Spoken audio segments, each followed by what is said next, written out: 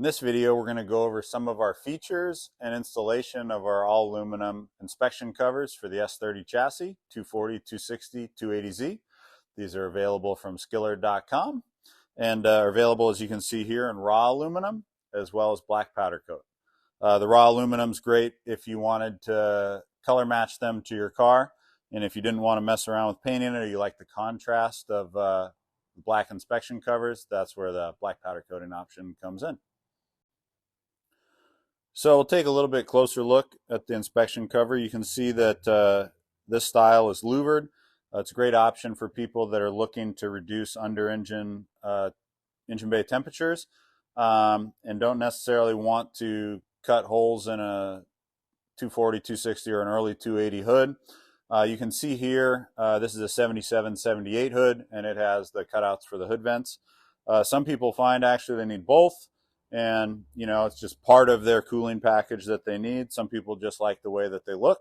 So anyway, the OEM inspection covers, most of them that I've come across, unless the car's been, you know, really well kept, are pretty rusted and kind of mangled.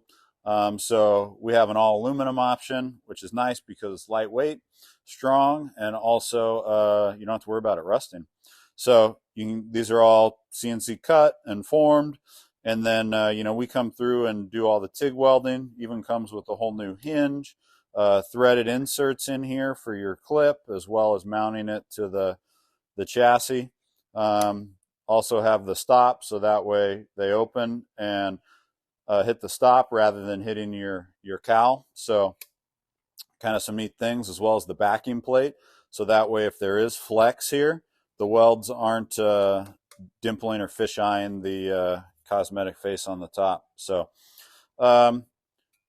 pretty great setup. And so they also come with some stainless steel shims. I'll show you how those work in a minute, as well as new installation hardware.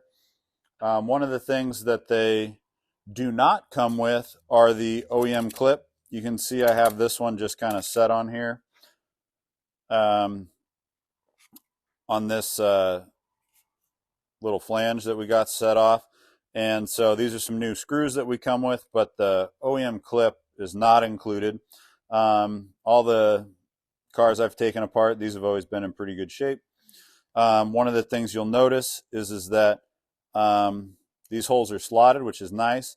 So you can actually adjust this forward and back to get the ideal placement when it comes down and latches on this this rod here on the car.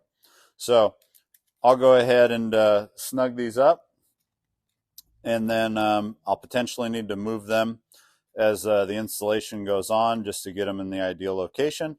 But I'll get them a little bit snug for now, and then I'll go into the process of installing the hinge to the car. So I'm going to fold this hinge down, and then this is going to slide behind this tab on the car right here. And then I'm going to take some of the new supplied hardware here and put a washer on, and then I'm going to hand tighten, not tighten, but hand thread in both of these and leave it loose so I can still adjust it. So I'm going to do that real quick, and then I'll show you the next step. All right, so I have these started into the hinge. One of the things I want to point out is that these brackets are slotted, so you actually can see there's a lot of adjustability up and down, and that's so we can align it to the fender and the cowl. And then also you do have adjustment side to side, so you can get the gaps here that you're looking to get. One thing to point out, like this one's in pretty good shape, but I have seen this bracket on the cars that's bent or twisted or different things. So if you find that that's the case for yours, you could always throw a little tape on the jaws of like a crescent wrench and pinch it here. Obviously when the inspection cover is not on, and you can kind of tweak this flange if you find that yours is maybe bent up a little bit. Just a little trick in case you need it. So with this loose, you know, I can bring this down, put this clip in, And I can already tell that I'm too far forward because I don't have a very good gap right here, and I have a huge gap back here. So what I'm going to want to do on this car, is I'm going to move this clip a little bit.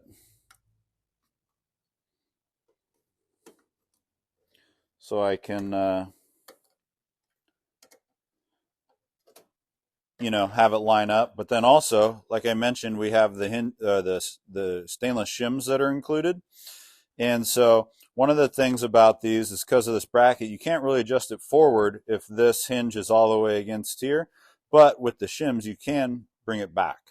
And so you might find that you don't need this, but we include them in case you do. And so I'm just dropping this around both of these stainless machine screws to give me a little spacing so I can move it back.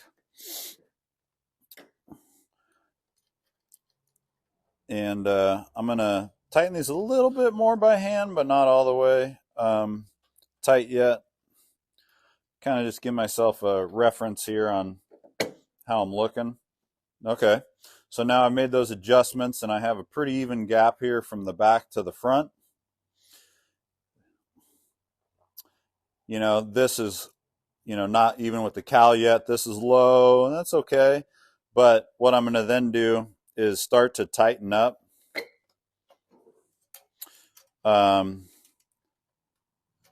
These screws, not make them super snug, because if you just get them to where there's a little tension on them, they'll actually hold the inspection cover in place, but you can still wiggle them a little bit and fine tune your adjustment to make them flush to your cowl here and your fender. So I'll pop this in, over tighten them a little bit, so a little too snug for me to actually still move that. Not a big deal. I'll loosen them up a little bit. And continue to fine tune and get these dialed in. Once I get the clip and the hinge where I want it, I'll make sure I tighten all that down, get it locked into place. And that's just kind of the general installation of that. I wanted to make sure that you could see some of the adjustment on this, so that way we did do the way we designed the hinge and some other things intentionally, so that way you had the clearances that you can get the optimal adjustment for body line fitment, things like that. Again, aluminum inspection covers available at Skillard.com. If you have any questions, please email us at sales@skillard.com.